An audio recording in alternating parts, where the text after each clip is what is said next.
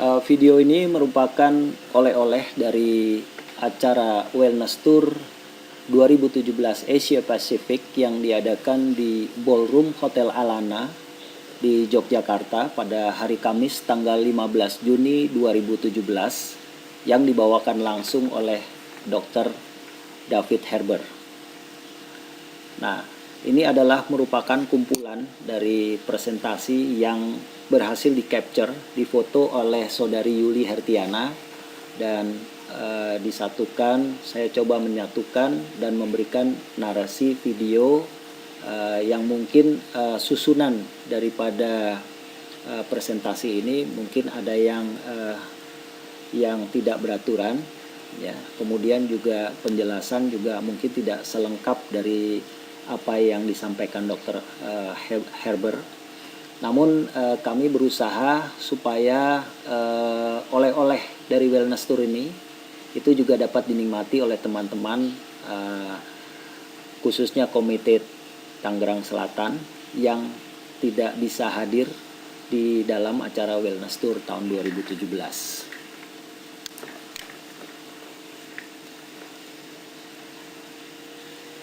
Jadi Dr. David Herber ini mempunyai latar belakang keahlian nutrisi yang sangat kuat. Beliau lulus Bachelor of Science dengan gelar magna cum laude ya di UCLA, University California Los Angeles di bidang kimia tahun 1969. Kemudian beliau meneruskan ke Harvard Medical School dan mendapat magister tahun 1973 dan gelar filosofi doktor untuk psikologi dari UCLA juga itu diraih pada tahun 1978. Beliau menerbitkan lebih dari 195 karya ilmiah, 25 buku dan 4 buku secara umum. Dan beliau juga merupakan pendiri ya dari divisi chief yang ada di Clinical Nutrition tahun 83. Beliau juga seorang praktisi ya dari mengatasi obesitas di UCLA 26 tahun terakhir dan juga beliau sebagai pengarah juga di dalam Institut Nasional daripada kesehatan ya, pusat kesehatan di UCLA ya sebagai profesor nutrisi, pengobatan dan kesehatan masyarakat juga di UCLA.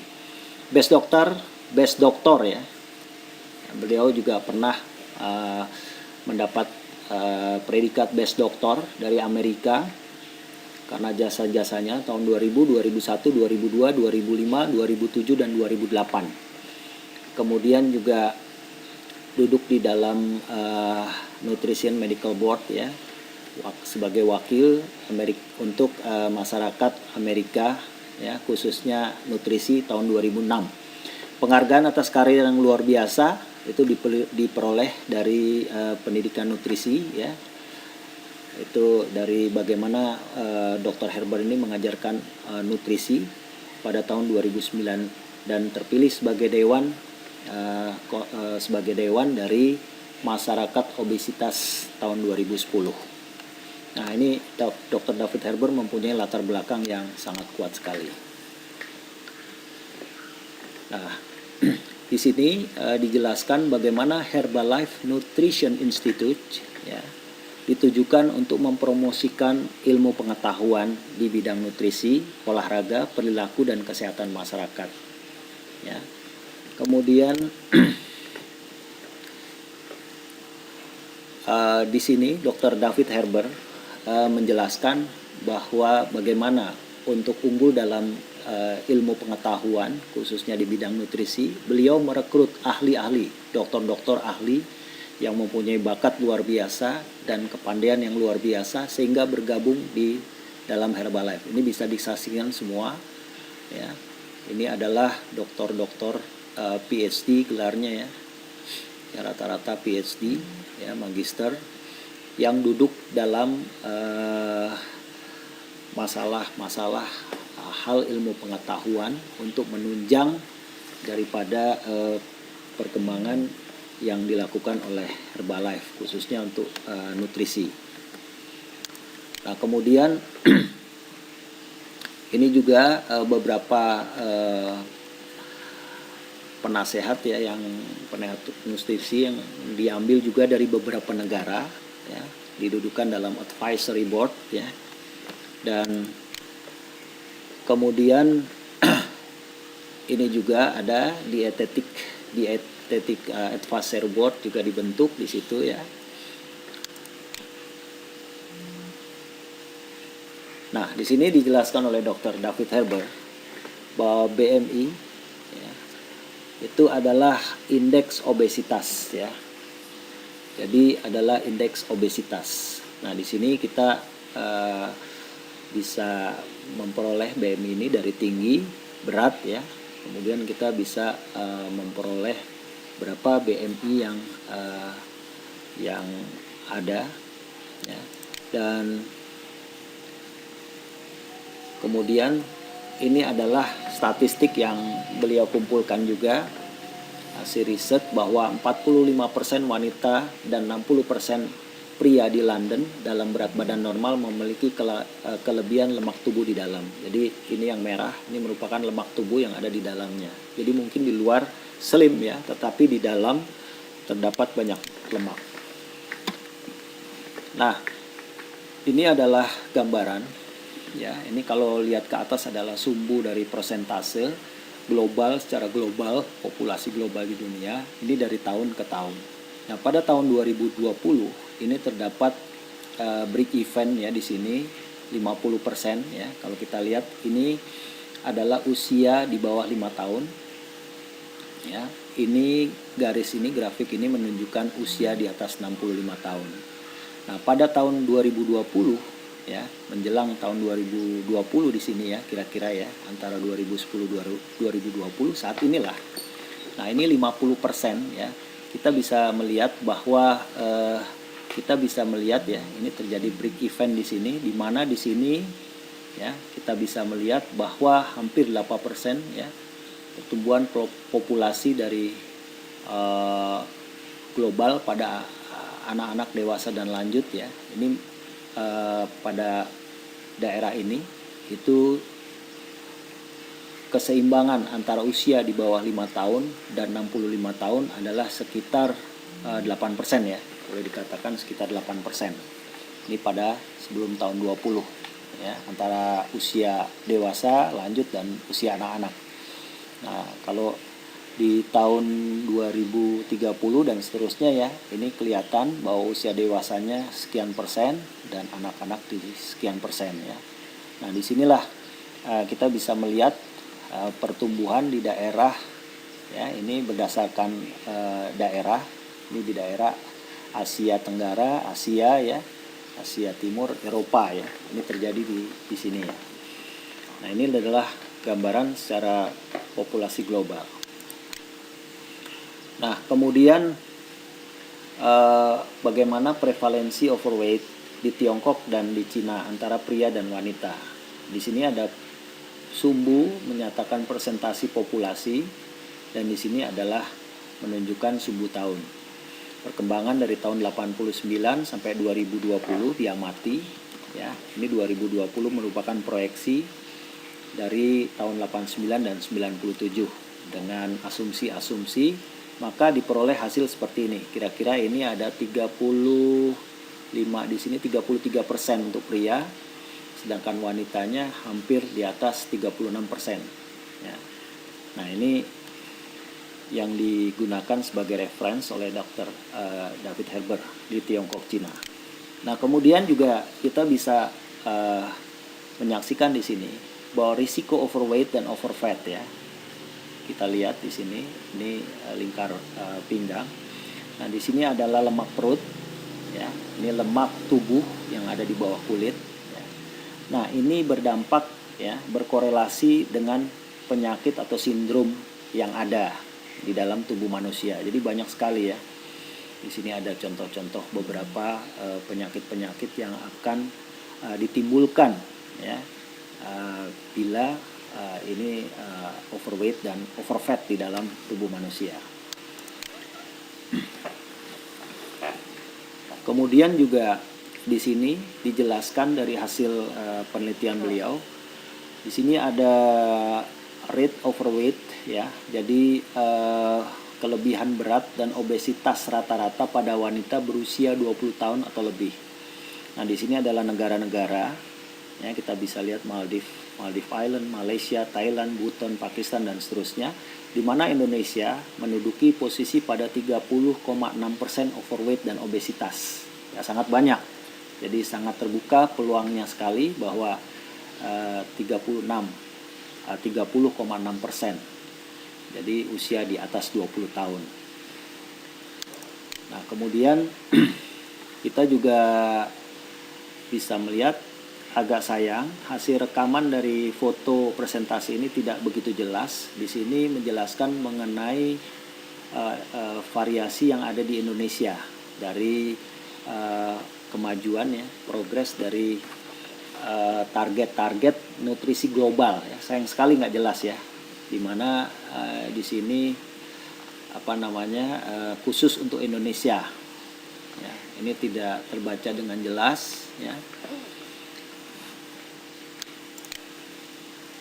Nah, kemudian ini adalah obesitas di Asia Tenggara, di mana bisa dilihat di sini ada beberapa negara dengan persentase ya. Ini 21%, 26,5%, 30,2%, 32,2% dan 46,2%. Ini 21% tadi Indonesia, Filipina menduduki 26,5%, Singapura 33%, Thailand 32,2% dan Malaysia ini 46 ya, 46,2%.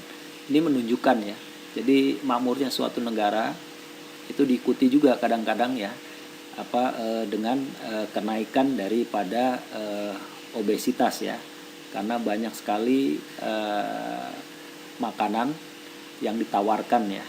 Jadi ini dan tentunya banyak makanan-makanan yang cukup bergizi dengan jumlah kalori yang cukup tinggi.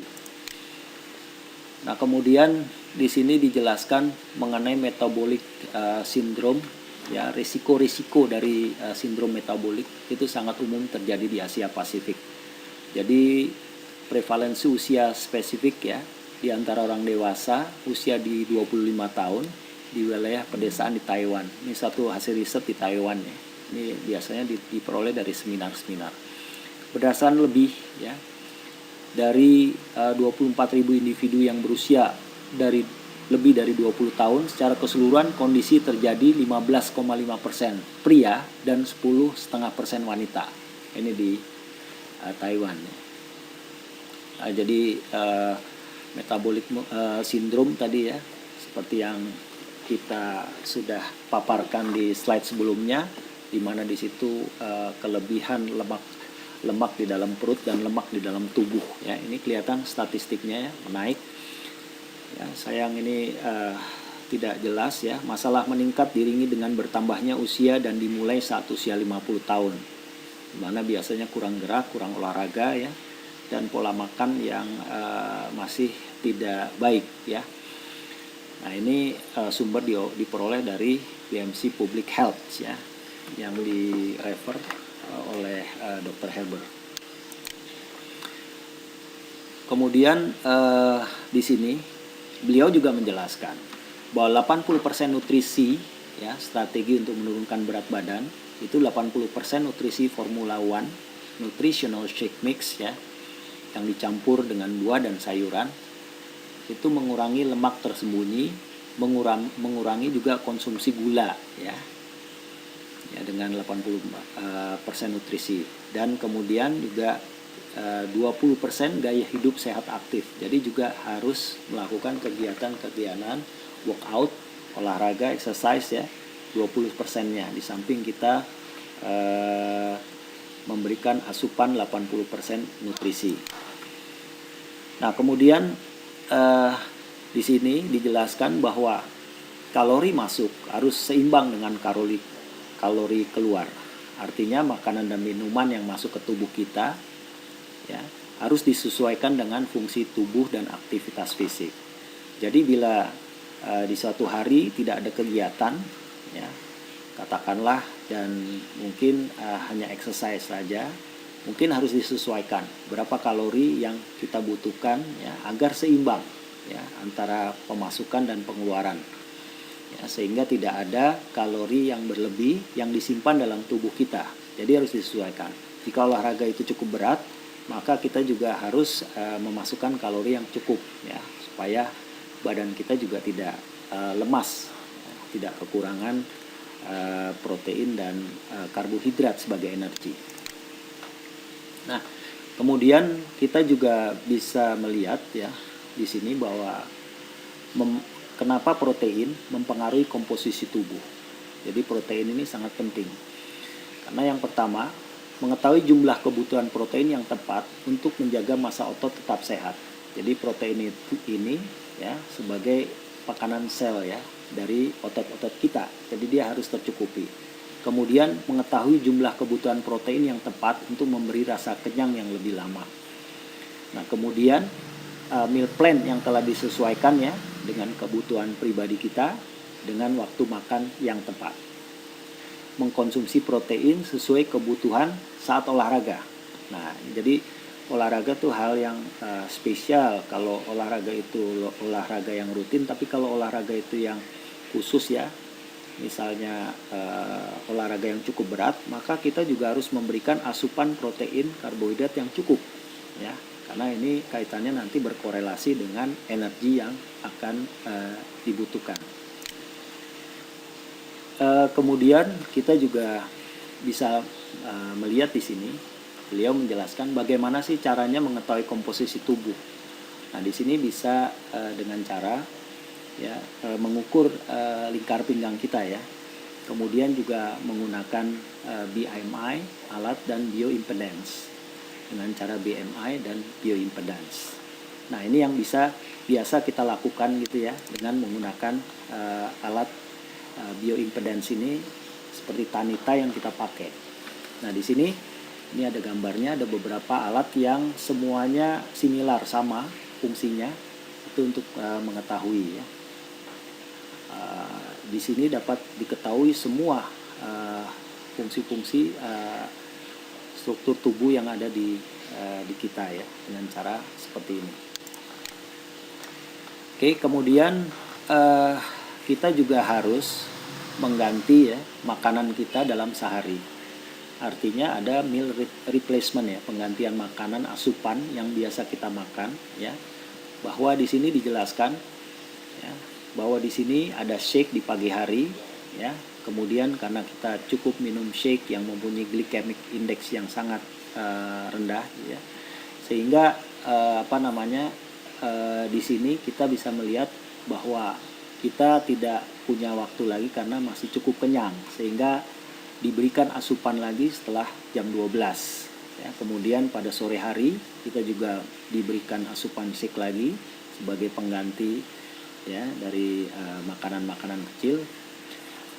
Kemudian di sini juga pada malam hari diberikan asupan sesuai dengan meal plan ya, tentunya dengan makanan-makanan yang bermutu, karbohidrat yang mempunyai serat yang cukup tinggi dan sebagainya.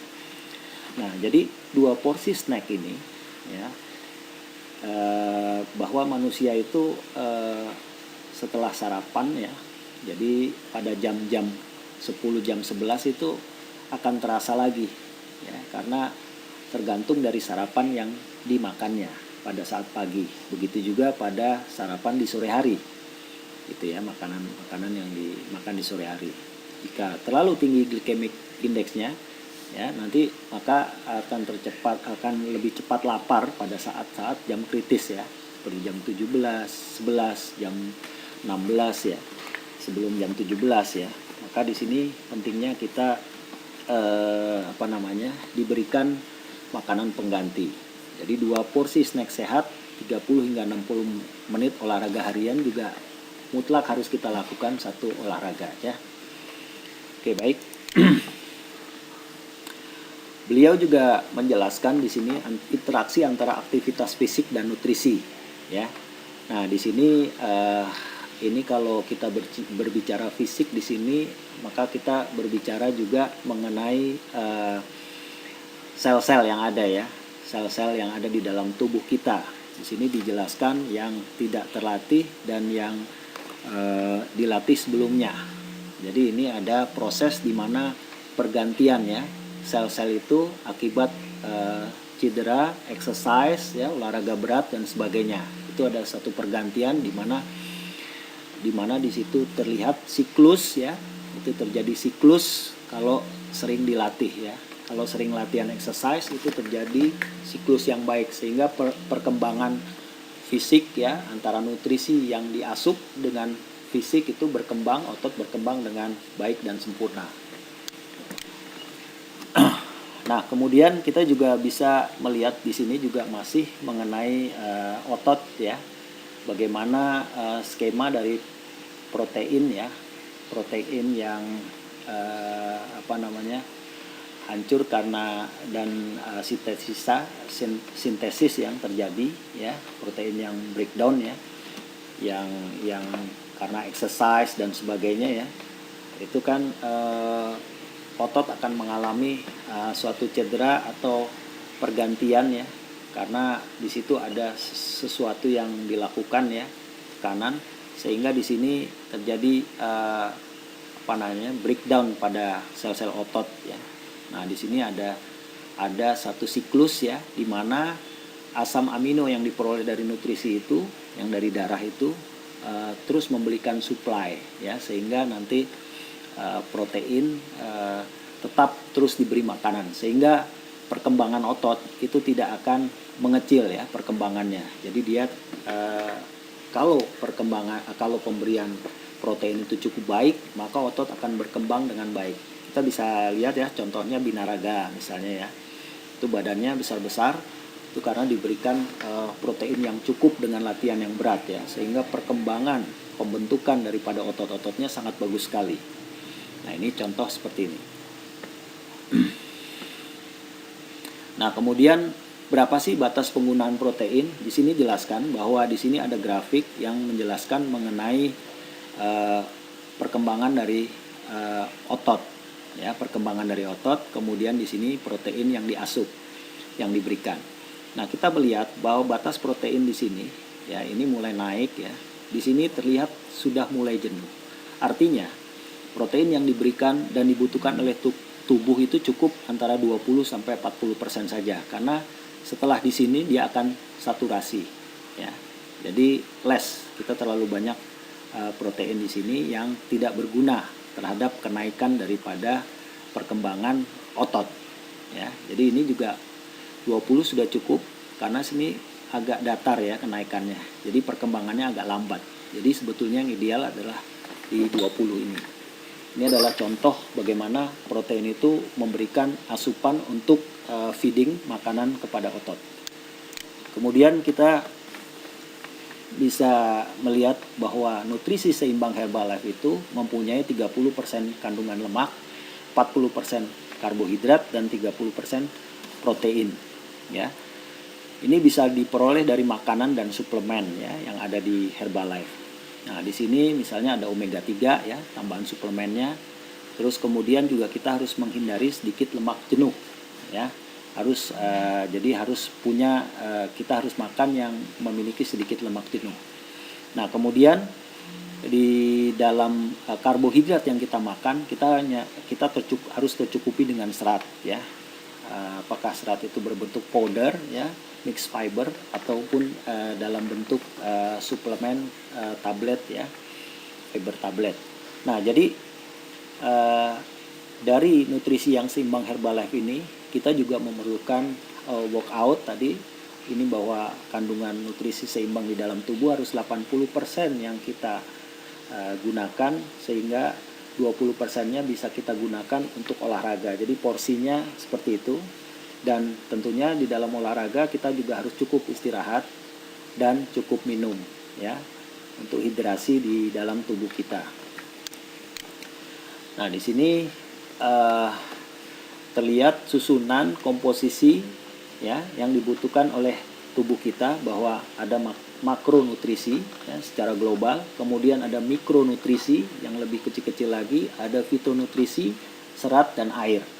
Ini adalah komposisi yang kita butuhkan dan yang ada di dalam Herbalife, dalam shake F1. Nah, di sini kita lihat personalized protein powder ya, PPP, protein rendah kalori untuk menunjang program weight management. Nah, jadi di sini memberi rasa kenyang lebih lama protein itu. Penting untuk menunjang program weight management, pengelolaan berat badan, dan mendukung program penurunan berat badan lebih efisien. Ya, karena di sini kan dia menahan lebih lama laparnya ya. Nah, di setiap takaran itu mengandung 5 gram protein, kombinasi antara protein hewani dan nabati. Jadi ada komposisi keseimbangan di dalamnya, tidak hanya hewani, juga tadi itu juga ada yang tidak hanya nabati saja ya, tapi ada hewani juga. Kemudian juga per saji itu hanya 25 kalori. Jadi sangat rendah ya. Tinggi nutrisi dan manfaat ya, tapi kalorinya sangat rendah. Nah, kemudian beliau juga menjelaskan bagaimana Formula One Nutritional Shake Mix, makanan seimbang yang disajikan dalam gelas.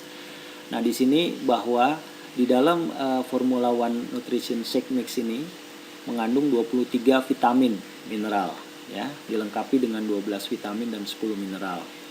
8 gram protein ya dalam setiap sajian, terus ada seratnya, ada rendah lemaknya, mengandung 23 vitamin mineral ya. Kemudian hanya 80 kalori. Nah, ini dapat disajikan bersama buah segar, susu tanpa lemak atau tergantung selera ya. Oke.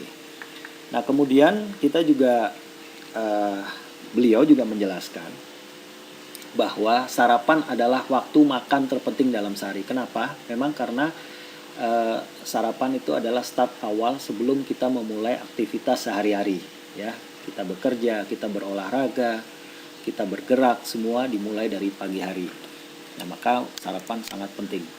Nah, di sini kita bisa melihat bahwa seimbangkan konsumsi lemak sehat Anda. Artinya antara omega 3 yang bisa kita peroleh dari ikan atau suplemen ya, itu dapat mengurangi ya, menekan omega 6 ya. Jadi kita harus meningkatkan omega 3 dan menekan sebanyak mungkin omega 6.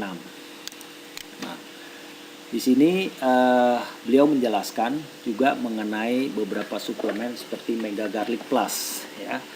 Ini adalah senyawa barang putih mendukung sirkulasi darah tetap lancar dan sehat ya. Kita mengetahui bahwa bawang putih itu dapat mencegah kolesterol ya, mendukung level trigliserida dan kolesterol tadi dalam batas yang normal. Nah, karena ini juga plus ya, Mega Garlic ini juga ada vitamin C di dalamnya yang berfungsi sebagai antioksidan. Nah, kemudian mengapa sih minyak ikan penting? Karena hanya ikan yang memproduksi asam lemak omega 3 sehat untuk jantung ya. Karena dia mempunyai khasiat yang baik untuk jantung ya. Kenapa ini menjadi penting? Maka dianjurkan apabila kita kurang ya, seperti mengkonsumsi ikan ya, itu dianjurkan sebaiknya memang kita menekan tadi omega 6, omega 9 yang ada di dalam tubuh, lemak di dalam tubuh kita ini dengan mengkonsumsi Herbalife Line setiap hari. Nah, Herbalife Line ini itu bisa membantu menyeimbangkan rasio omega 6 ya yang ada di dalam tubuh kita ya, karena dia merupakan omega 3 ya. Jadi ini bisa membantu untuk menyeimbangkan rasio perbandingan. Kemudian juga dijelaskan mengenai fungsi trisil. Trisil ini diformulasikan dari asam lemak omega 3 ya. Ini lebih tinggi lagi yang berasal dari Neptune krill oil.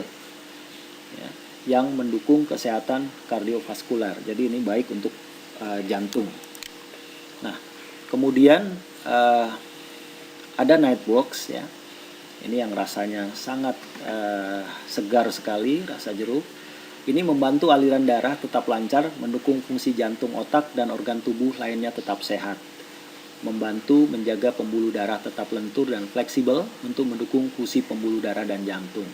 Nah, di sini dijelaskan juga ada kombinasi L-arginin dan L-citrulline ya, mendukung produksi nitric oxide. Jadi mendukung terbentuknya nitric oxide di dalam aliran darah kita.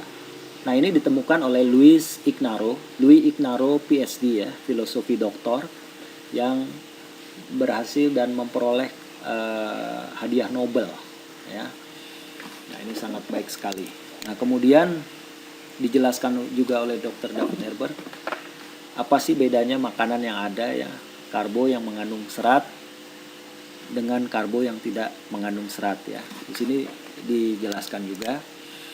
Nah, kemudian juga dijelaskan dari paparan sebelumnya tadi bahwa dari kedua jenis makanan itu ada masalah di dalam, yaitu glycemic index. Bagaimana terbentuknya kecepatannya gula darah ya dibanding dengan waktu. Ini sumbu gula darah yang dihasilkan ya. Dan ini adalah waktu ya, di mana kita harus memilih tentunya dengan low glycemic, dengan glikemik yang rendah ya, low glycemic. Ini low ya tulisan. Nah, jadi low GI ini bisa terlihat ya. Ini jika ini waktu itu sangat landai sekali penurunannya ya. Nah, berbeda dengan high GI ya, high glycemic index, ini sangat fluktuatif sekali. Sangat fluktuatif. Begitu dia cepat menjadikan gula darah, begitu juga pula cepat dia akan kekurangan gula darah dan menyebabkan terjadinya lapar di bawah batas normal ya. Kalau kita lihat di sini adalah waktu yang biasanya antara jam 10-11 setelah kita sarapan ya, di sini pagi ini setelah kita sarapan, dan ini sore hari. Dan ini terjadi lapar. Biasanya pada saat-saat ini keinginan untuk ngemil dan makan itu sangat tinggi sebelum jam 12 siang. Di sini ya jam 12-nya. Nah, inilah yang harus dihindari. Kenapa kita harus memilih ya sarapan tadi dengan glycemic index yang rendah ya, untuk menghindari itu. Oke, baik. Kemudian beliau juga menjelaskan juga mengenai Formula One Nutritional Shake Mix ya, bahwa beliau telah menguji ya di Institute Nutrition yang ada di Herbalife ini, bahwa Formula One Shake ini memang sangat rendah GI, glycemic index yang rendah, antara 21 sampai dengan 24 ya. Ini ada 3 jenis, masing-masing punya variasi antara 21 sampai dengan 24 GI-nya. Nah, air adalah komponen penting di dalam tubuh ya untuk hidrasi, karena tubuh harus membutuhkan cukup air yang banyak. Dan sekitar 60%, 70% komposisi tubuh itu terdiri dari air. Nah, ini jangan lupa bahwa air juga memegang peranan penting. Beliau menjelaskan mengenai orang yang gemar juga minum soft drink, kopi, bir ya dan sebagainya. Itu bahwa minuman-minuman ini seperti mocha ya, itu memiliki 400 kalori. Terus kemudian soft drink ini soda ya, 280 kalori, dan bir ini 220 kalori ya. Nah, ini bisa diakali atau bisa diganti ya dengan beberapa dari Herbalife seperti energi ini ya, minuman yang dibuat seperti teh yang mempunyai rendah kalori ya.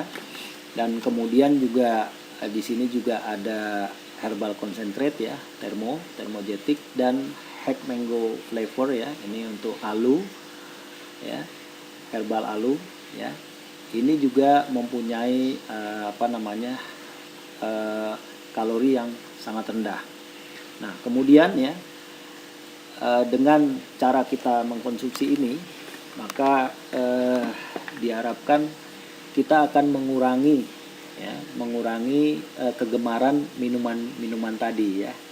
Jadi ini bisa sebagai pengganti dari kegemaran ya, orang yang suka minum-minum. Mungkin dia makannya kurang tapi minumnya yang banyak. Nah, dengan seperti ini kita mengganti ya minuman tadi, maka dapat teratasi bagi orang-orang yang gemar untuk minum. Nah, kemudian kita melihat juga di samping ada inner nutrition, kita juga memiliki outer nutrition. Begitu beliau menjelaskan bahwa outer nutrisi yang didesain di dalam Herbalife ini ya, Itu outer nutrisi itu dia memiliki vitamin A, B, C, E, ya, kemudian juga antioksidan dan asam amino. Nah, jadi perpaduan antara inner nutrisi yang sudah kita asup, ya,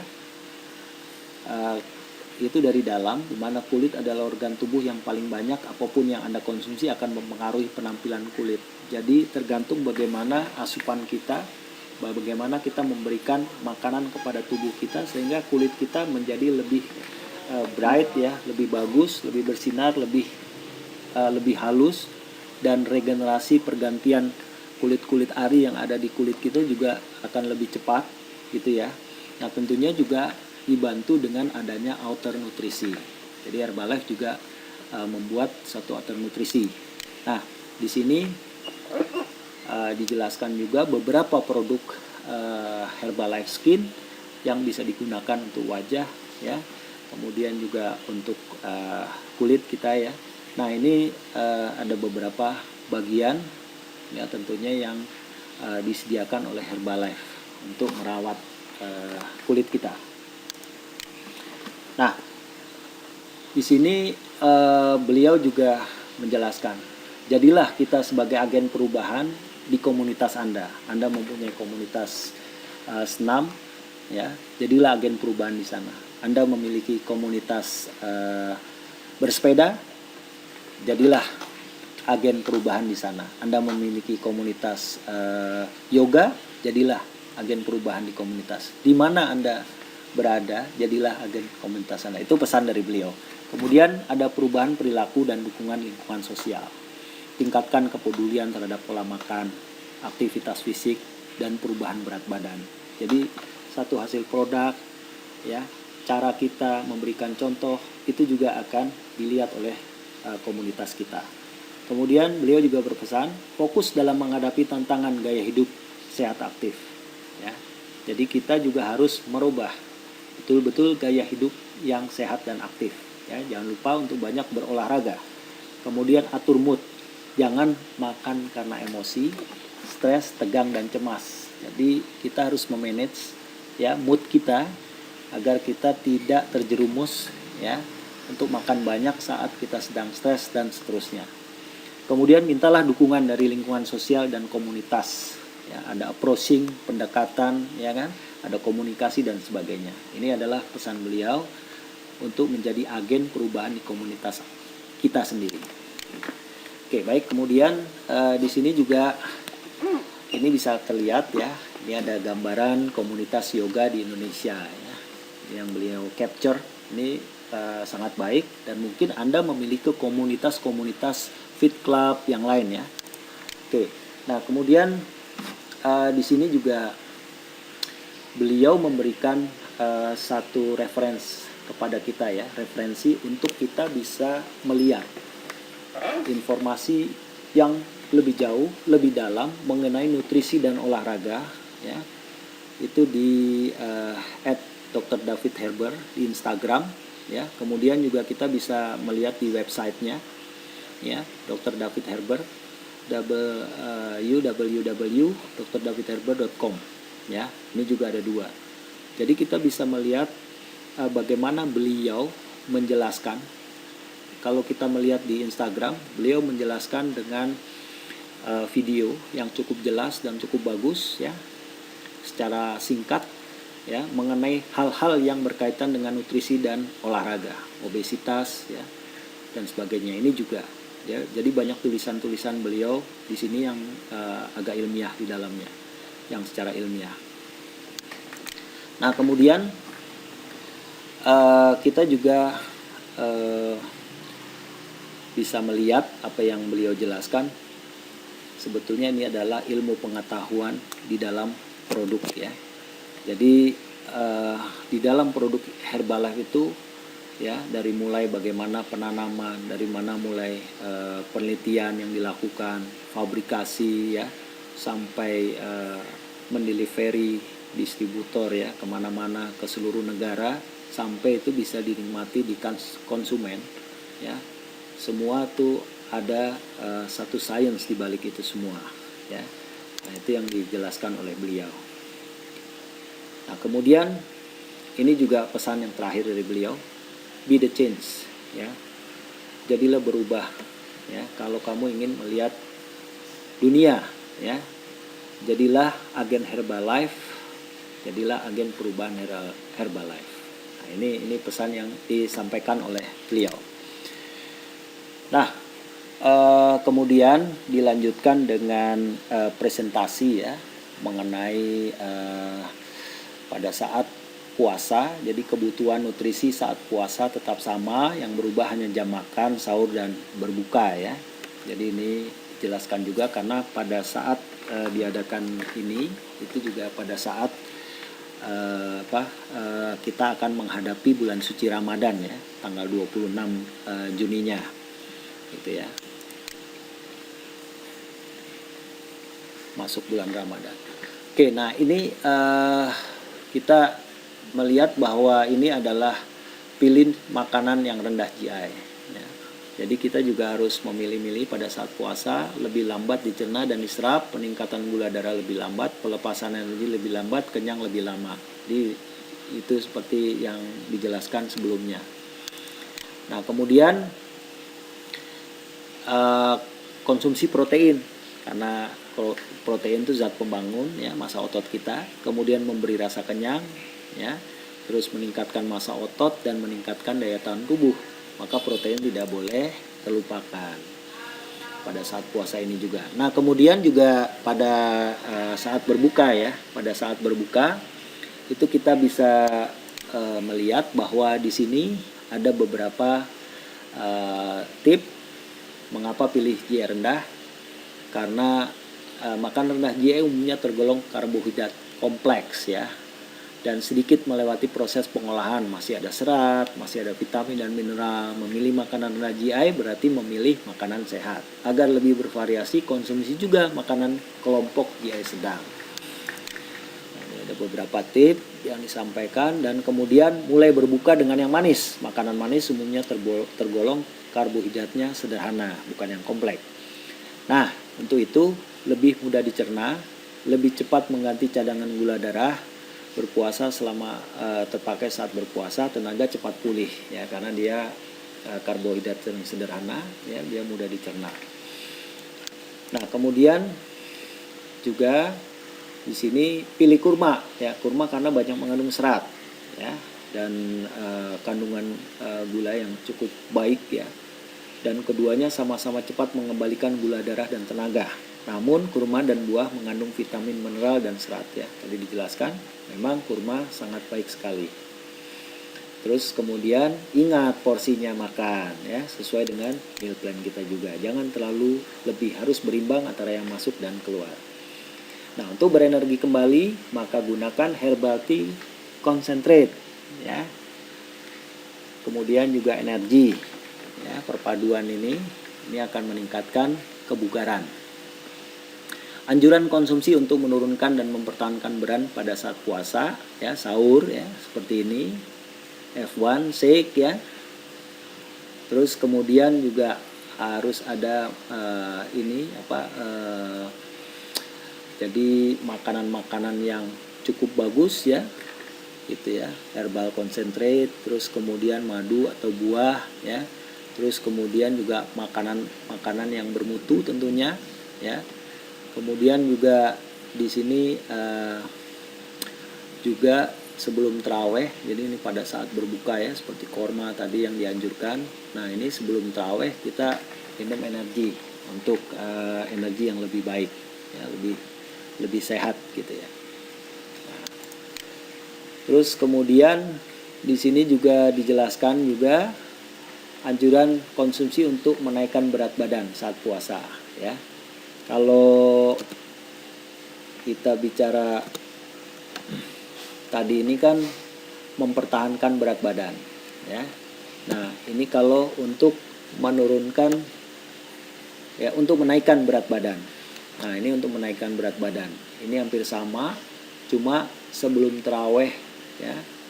Ini setelah kita minum, tambahannya ini pada saat sudah taraweh. Jadi kita memberikan asupan tambahan, ya, gitu, ya. Jadi setelah berbuka dan pada saat tarawih kita beri, itu bedanya. Jadi ini untuk menaikkan berat badan. Nah, jangan lupa untuk memberikan cukup cairan ya, cukup cairan. Kita jangan sampai dehidrasi. Ya, perbanyak minum air putih.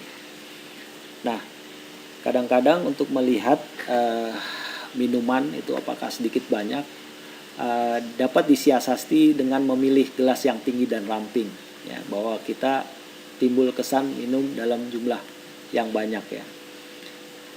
Ya, pilih gelas yang tinggi dan ramping ya. Jadi ini timbul kesan minum dalam jumlah banyak. Jadi kalau kita gelas kecil yang ramping, seolah-olah kita minum sangat banyak gitu ya. Jadi ini ganti gelas yang digunakan. Nah, kemudian di sini juga berapa lama olahraga yang dibutuhkan ya untuk meminum satu gelas Coca-Cola dingin. Ya, itu ternyata 20 menit. Ya, karena ini cukup tinggi kalorinya, maka harus bersepeda selama 20 menit ya untuk satu gelas ini. Nah, ini adalah perbandingan untuk minum soft drink ya dalam satu gelas. Nah, kemudian juga marilah kita coba berkreasi dengan produk Herbalife ya. Karena dengan berkreasi ya dengan produk Herbalife ini ya, baik di minuman kita dan sebagainya, maka kita akan memperoleh keunggulan rendah kalori, rasa enak dan sangat praktis. Ya kan? Kita dapat mencampur dengan jus, potongan buah dan lain-lain.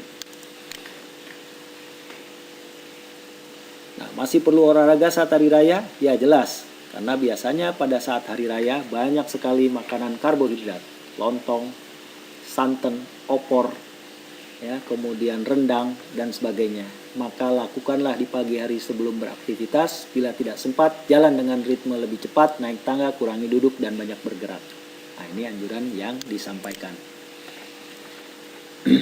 Nah, demikian tadi adalah oleh-oleh dari Wellness Tour tahun 2017 yang diadakan di Yogyakarta. Semoga bisa bermanfaat untuk teman-teman di Komite Tangsel. Terima kasih.